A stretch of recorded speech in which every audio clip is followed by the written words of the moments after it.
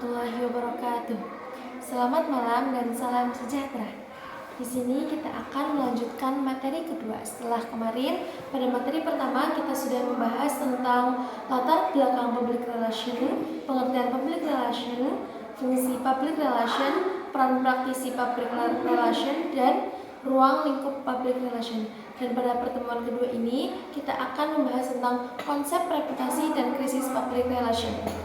Dalam sebuah organisasi atau perusahaan, keberhasilan tidak hanya ditentukan oleh produk atau layanan yang dihasilkan, tetapi juga oleh bagaimana perusahaan tersebut dikenal dan dipersepsikan oleh publik.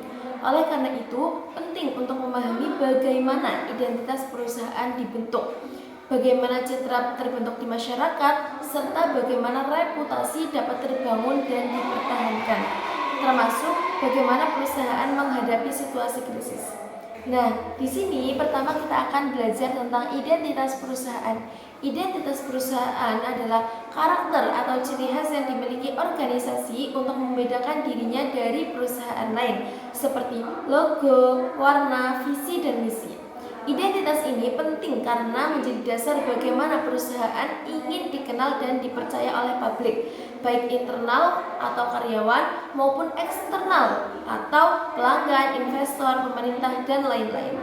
Dari identitas tersebut terbentuk citra perusahaan, yaitu persepsi, kesan, dan keyakinan publik dalam perusahaan. Citra tidak muncul secara langsung, tetapi terbentuk melalui pengalaman, komunikasi, dan informasi yang diterima masyarakat tentang perusahaan. Citra yang baik akan membantu meningkatkan kepercayaan dan hubungan yang positif dalam publik.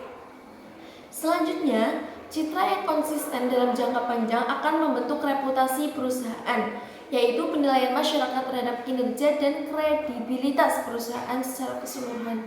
Reputasi mencakup berbagai aspek seperti kualitas produk, kepemimpinan, inovasi, lingkungan kerja, dan tanggung jawab sosial.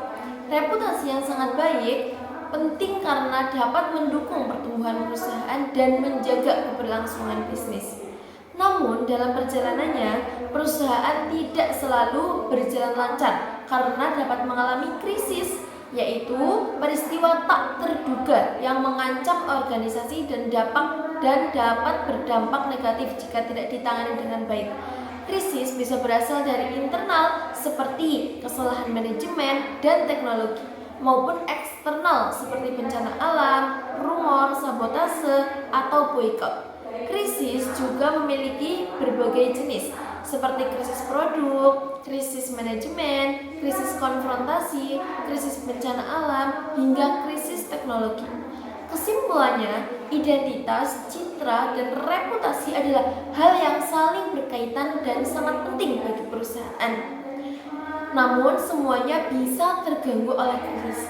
Oleh karena itu, peran public relation sangat penting dalam menjaga, membangun, dan mengelola semuanya agar perusahaan tetap dipercaya dan bertahan dalam kondisi apapun. Sekian presentasi dari saya. Lanjut bertemu di pertemuan ketiga.